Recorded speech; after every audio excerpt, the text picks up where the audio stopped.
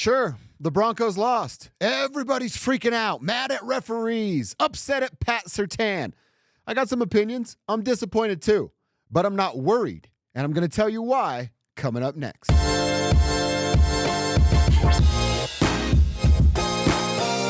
All right, Broncos Country, let's have this conversation. Let's dive deep into it here on a Monday. Of course, it's an overreaction Monday. Spent a whole bunch of time down the hall doing exactly that on the radio side of things. Don't forget, on the radio, 10 to 2 every weekday on 104.3 The Fan, right down the hall here with my man Cecil Lammy. And I understand why people were upset, but I'm going to tell you today why you shouldn't be worried about the long-term outcome of these Denver Broncos.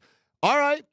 Offense bad in week 1, defense good in week 1. You beat up on the Tennessee Titans and rookie quarterback Cam Ward. Fast forward, get to Indianapolis. Oh, Freaky Friday switcheroo going on. Defense bad, offense good, but not good enough. So we're going to start with the defense because that was the bad. I think they're single-handedly responsible for beating the Tennessee Titans and starting 1-0. And then I think they're single-handedly responsible for not beating the Indianapolis Colts and finding themselves at 1-1. I'm not going to spend a lot of time on it because I think it's ridiculous. The leverage call was a penalty. That's not why the Broncos lost. That is not why the Broncos lost. Now, you want to argue about the rule itself? Sure, I'm down to do that. It's a really stupid rule. The NFL plays 60 minutes of football, and then that one instance they care about player safety, okay, sure. Maybe the moms that are raising little Jimmy, the 6th grade football player, might believe that, Mr. Goodell, but I don't. You're not getting one over on me. You don't care about player safety. It's a cool look, and perception might lead that way. But it's not about player safety. That's the rule. It was broken by the Broncos, and they got called for it. It's not why they lost. They lost because the defense was terrible. They lost because Patrick Surtain led the team in tackles. PS2. Led the Broncos in tackles. He had 11 of those things, and 9 of them were solo. You know how many solo tackles PS2 is supposed to have every week? 1. And then the quarterback goes, what the hell am I doing throwing that side of the field? Daniel Jones was not afraid of PS2, and you saw it from the jump going his way. Michael Pittman getting over on him. I watched a big 3rd down get completed to Alec Pierce. Pierce with PS2 in coverage.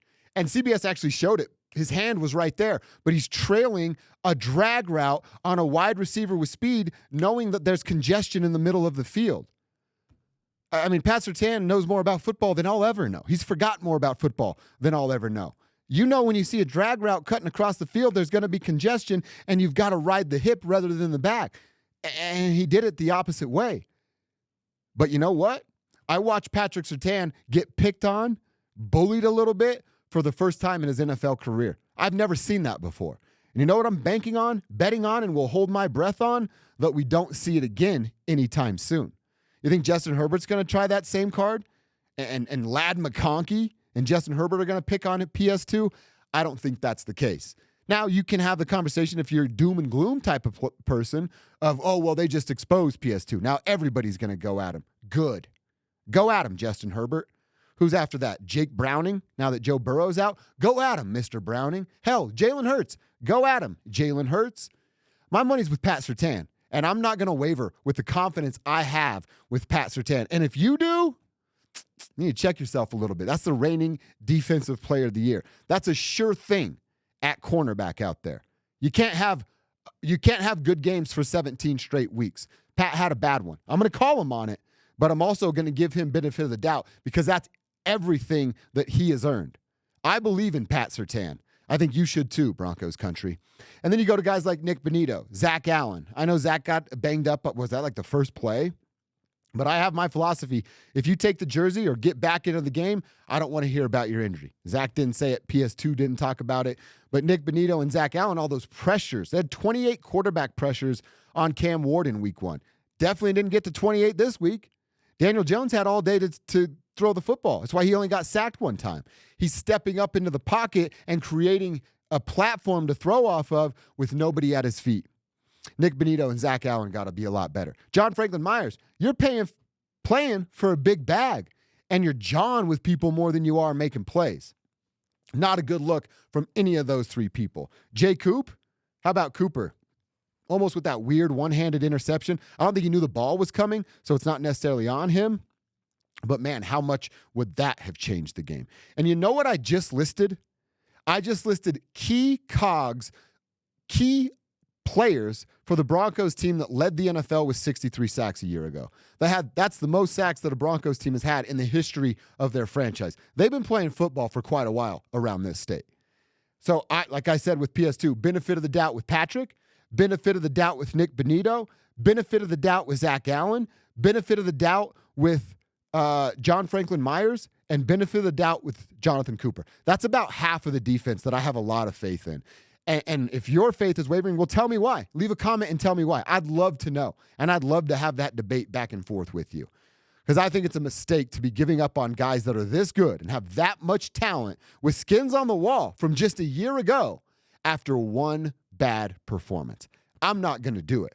I think the best cornerback still lives in the Mile High City. I think that a couple of the best interior pass rushers still call the Broncos their employer, and Nik Bonitto, Zach Allen, and Jonathan Cooper. And I think one of the better underrated interior defensive linemen across the entire NFL still rocks orange and blue with number 90, 98? John Franklin Myers on it. I feel good about who this team is. And you know what else I'll say? I was wrong about the Colts. I thought that Daniel Jones was going to turn back into a pumpkin. That can still come now. But he was a whole lot better than I thought he was going to be.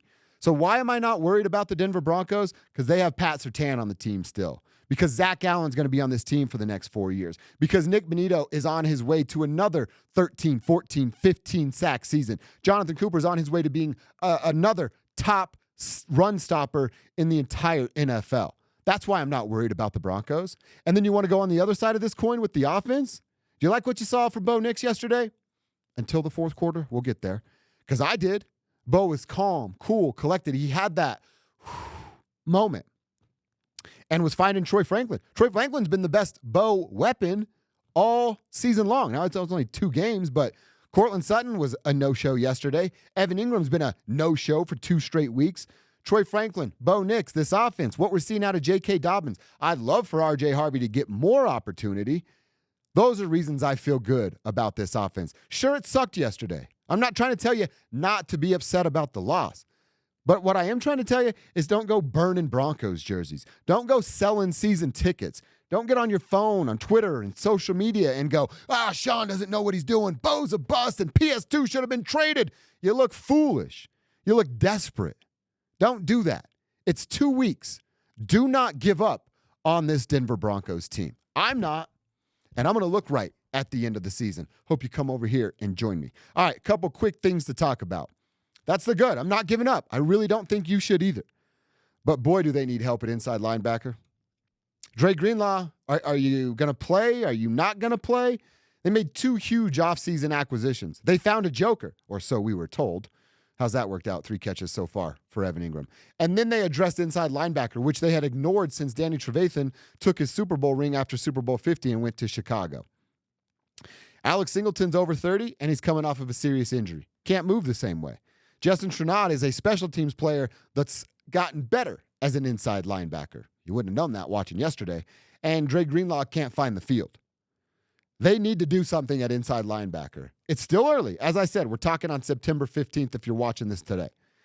But if we get to October 15th, November 15th, and we still have a minimum sample size of Dre Greenlaw, that's a huge swing and a miss. I love that they took the bat off the shoulder and swung it at the inside linebacker position. But if he can't play at least double-digit games this year and make a significant impact on this defense, what are we doing there?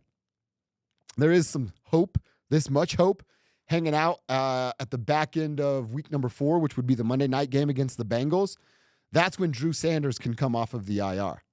Drew Sanders ain't no Dre Greenlaw. I know I'm not breaking any news with that, but it might be another body you can throw at the problem. They need some help at the inside linebacker position. And then I mentioned it with Cortland Sutton and Evan Ingram.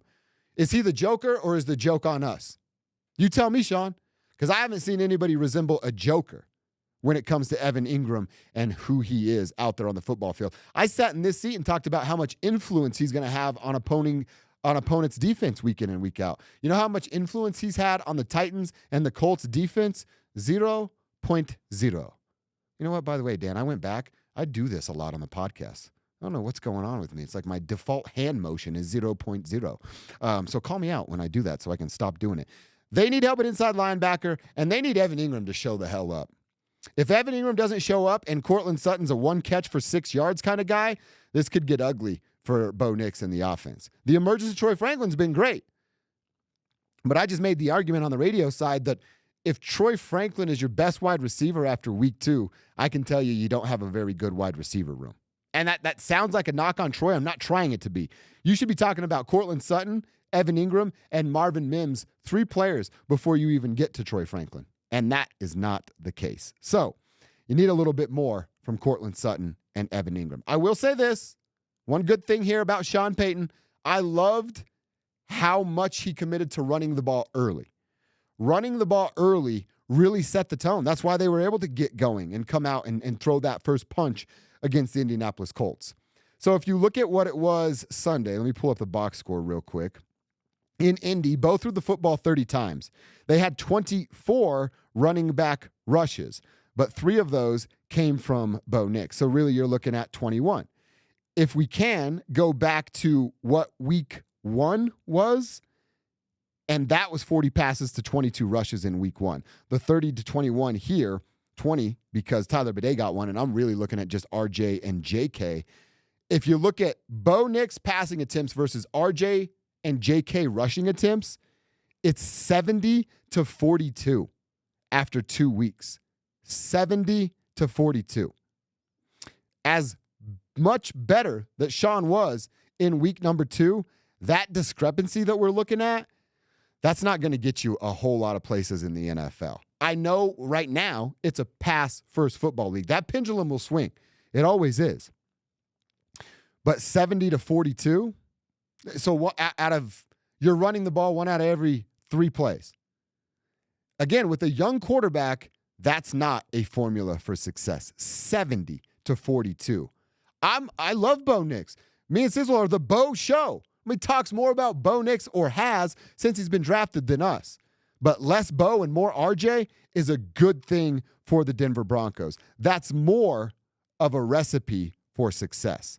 Less Bo, more RJ, more JK. Run the damn football. All right, and finally here, let's go back to that leverage thing for a second. Because I've seen it so many times on Twitter. I know what I've seen? I've seen people taking screenshots of the Will Lutz missed field goal and saying there was a leverage play on that one. Come on, man. You look like a big old crybaby doing that stuff. That was the call. They missed it. Will Lutz should have made the field goal. You know what? JK shouldn't have spiked the ball and got the delay game. Who got the hands to the face? Was that Troutman? That's 20 yards. And then, by the way, you stopped the clock because of the flag being thrown. That's 2 40-second play clocks that you could have just wasted. We're talking about a minute, 20 seconds, and 20 yards. You think Will Lutz would have made that, and you take a minute 40 off the clock? Huge, huge mistake. But for those of you that saw that play, saw the flag go up, and then heard leverage, and you're like, what the hell is leverage? Let me give you the NFL definition of leverage. In the NFL, a leverage penalty is a 15-yard personal foul that occurs when a defensive player illegally uses a teammate or opponent to gain height to block a kick. This means a player either stands on a teammate or an opponent to jump higher or attempt to jump through a gap to gain an advantage in the blocking of the kick in the special teams play. Go back and watch it. That's exactly what was done. I think they called it on Uwazurike, but it was actually Dondre Tillman that did it, and Tillman said as much in the post-game press conference. Did it affect the play? No, but those are the rules. And Roger Goodell has to have perception of safety around the NFL. So you got. It wasn't leverage, a penalty on leverage, why the Denver Broncos lost this football game. It is a dumb rule. I understand that, but it's not the reason they lost. The reason they lost is because Evan Ingram and Cortland Sutton didn't show up, and the defense got punked and bullied on the block by Daniel freaking Jones. That's why they lost. That's why they're 1-1. But all those names I rattled off, not having any fear that PS2 has been exposed. In fact, I think it's the other way. I think you just awoke the beast that is PS2. I hope and pray to the football gods that Justin Herbert tries him next week. Please do it, Justin. and watch PS2 have a house call on your head. I'm not worried about the Denver Broncos. You shouldn't be worried about the Denver Broncos. If you are, tell me why. I'd love to hear a legitimate reason as to why you're worried about the Denver Broncos. Leave a comment right here. Like and subscribe while you're there. And let's be cool, calm, and patient about these Denver Broncos. Guys, it's September. If things go right, we're talking about the Broncos in the middle of January, okay? So don't freak out about these Denver Broncos. This has been Dover on Denver, and now I'm done.